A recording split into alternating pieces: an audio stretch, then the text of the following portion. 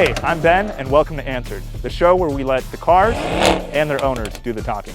In this episode, we're going to meet Tim and talk about his 2018 E63 S AMG.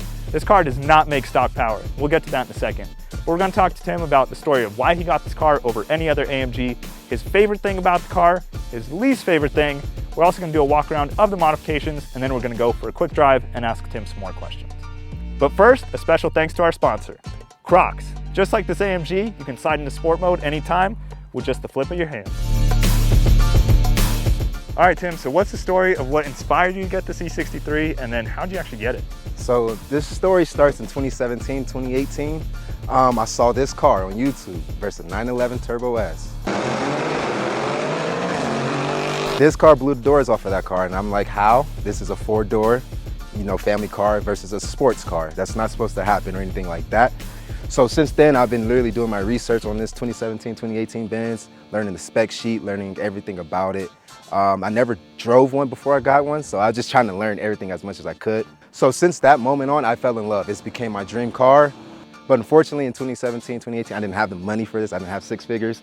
So I had to get a 08 S63, which was to me, it was a great downsize. It was very spacious, very luxurious. The reason why I sold that car is because I kind of got tired of it not being fast enough. I'm still a little kid in essence. I wanted something I could get on the freeway and go real fast on. So fast forward a little 5 years later, I had the money now.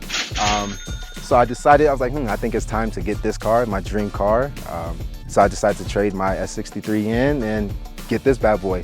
I noticed this one's a little special, different than all the other E63s. It had brown interior, it had piano stripes inside as well. It only had 17,000 miles. So it was really just a little bit of those standout material things that allowed me to really want to get the car. The only problem was it was in Florida.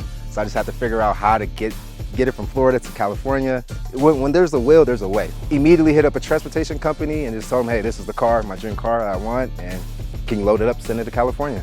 I'm like a little kid in the candy store every time I step inside.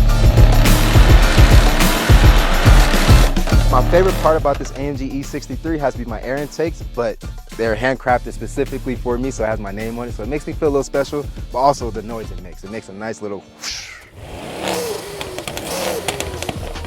So that's probably my favorite thing about this car. My least favorite thing about my AMG E63 has to be the lack of space. Just watch.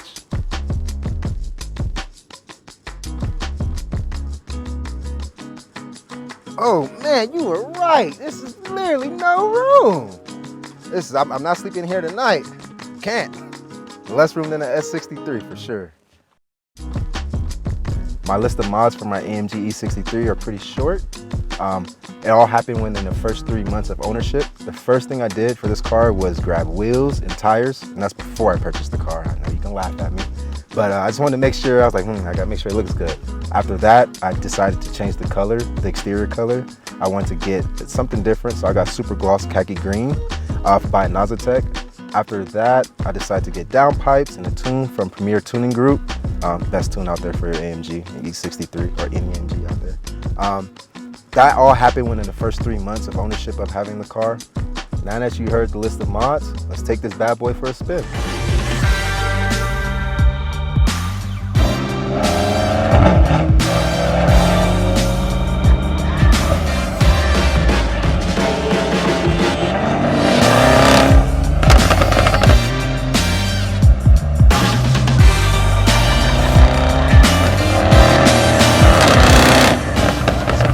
In the car with Tim. Yes, sir. We're in the beautiful E63S. Appreciate you. And we have a couple of different questions from Facebook and Reddit. First one comes from Chris. He says, I've driven an E63S. My question is, why would you tune it?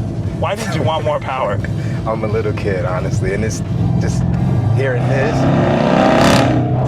it's hard not to want to do more to it, honestly. But I'm just a big kid in an older adult's body, and I just like going fast, honestly, adrenaline junkie. How long did you have the car before you did the tune? I want to say like 2 months, maybe. Like 2 months, 2 to 3 months. I left it stock. And now it sounds and feels incredible from the passenger seat. So it's amazing. Thank you. Rob was asking, do you happen to know the performance numbers, and have you had to upgrade the half shaft, and has it reduced turbo lag? the performance numbers are around like 800 to crank, and around like 650 to the wheels, horsepower. Yep. Torque is around like 720 pounds as well. I haven't had to change any half shafts or anything like that, but my turbo lag, like right now, that's my turbo lag. You feel it? Oh yeah. Yeah. And then I'll do this. There it is. Yeah.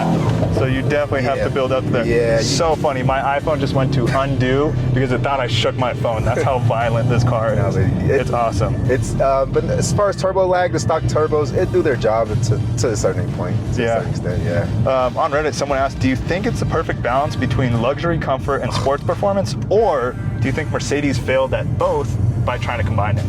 No, I think they did a great job of being able to combine the two, and I think they really put a wolf in sheep's clothing, honestly. This is super comfortable. You can ask it to do anything and it will do everything, honestly. The power's great.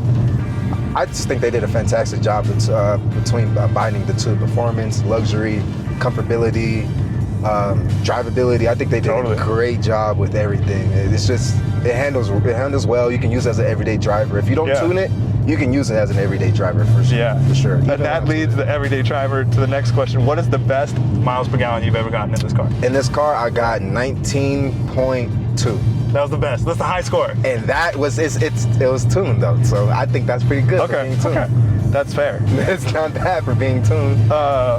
Did you have any hesitation to purchase the E63 S because there are so many other options with AMG?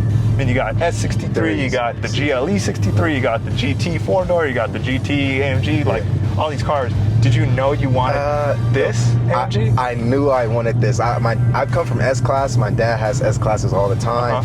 I love the space, the luxurious feeling and all of that. It was very nice, but when I saw a video of an AMG beating a 911 turbo, I had to do more research and find out which AMG that was. Lo and behold, it was the E63.